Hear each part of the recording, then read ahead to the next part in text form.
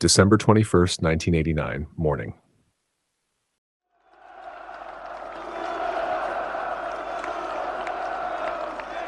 The stage for Ceausescu's last speech was set in what was then Piața Republica, now Revolution Square, located on Calea Victoriei. An estimated 80,000 people were forced to attend this rally, supposedly to show support for the president after riots in Timișoara, sparked by the arrest of a dissident priest. The crowd, mostly made up of workers and military units, was bussed into the capital and given clear instructions on where to stand, when to clap, and what slogans to shout. Security agents from the Securitate, Romania's secret police, were dressed in plain clothes and mingled among the crowd to make sure everyone followed orders and to stop any unexpected acts. This careful planning aimed to show an image of strong popular support, something common for Ceausescu's televised speeches during his 30 years in power. Ceausescu organized this meeting to reassert control and calm the increasingly restless public. Rumors of violence and street battles with the military in Timișoara had spread across the country, and news of the Velvet Revolution in Prague and the fall of the Berlin Wall had slowly reached Romanian society, adding to a sense of tension.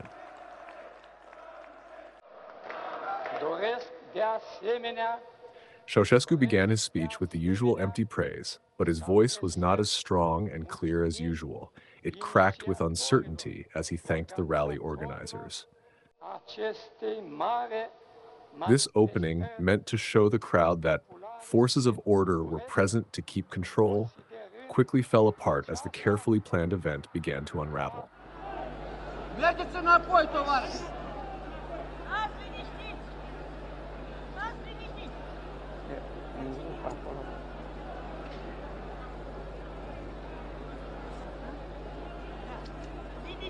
Just 8 minutes into his speech, the crowd, which had been chanting Ceausescu, Romanian Communist Party on cue, started to break from the script. This had never happened before. No public gathering had ever turned on him like this. A wave of spontaneous chants, Timișoara, Timișoara, rose from the crowd and grew louder. Constituie una din problemele fundamentale ale întregii noastre națiuni.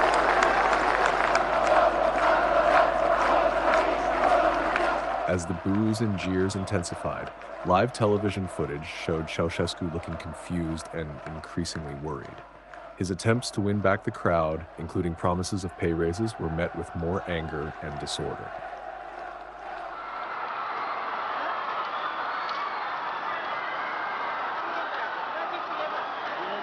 A security guard eventually came onto the balcony, whispered something to Ceausescu, and led him away from view. This quick retreat marked the last time he appeared in public.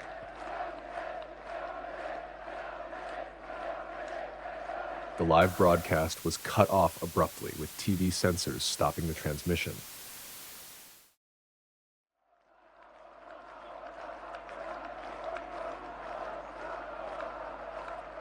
After this dramatic rejection, Nicolae and Elena Ceausescu withdrew into the Central Committee building and made the critical mistake of waiting until the next morning to try to flee.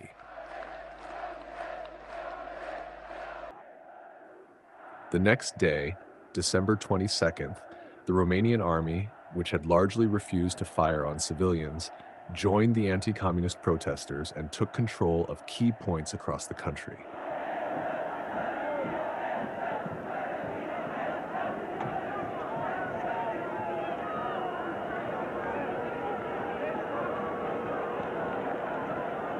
Faced with the army's defection and crowds taking over party headquarters, Ceausescu and his wife fled Bucharest by helicopter from the roof of the Central Committee building. After their desperate escape from Bucharest, Nicolae and Elena Ceausescu were soon captured about 50 kilometers away in Târgoviște, where they were held in army barracks for 3 days.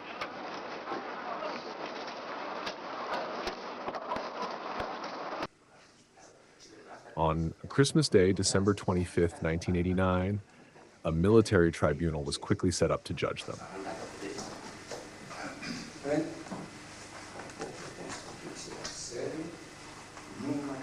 The trial, criticized for lacking fair legal process and held in secret, lasted only 55 minutes.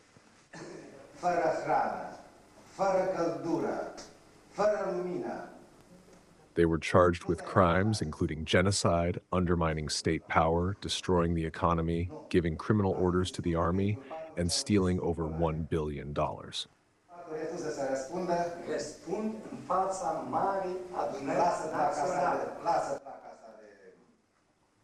Despite Elena Ceausescu's plea, "I am like a mother to you," and Nicolai's refusal to recognize the court, saying he would only answer to parliament, they were found guilty and sentenced to death.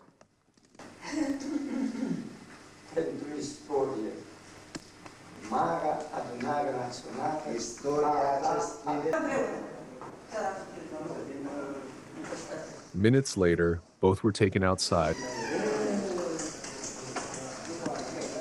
executed by firing squad against a bullet-riddled wall in the military barracks.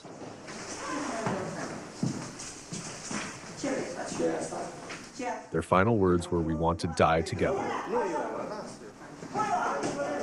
And they were shot side by side without blindfolds.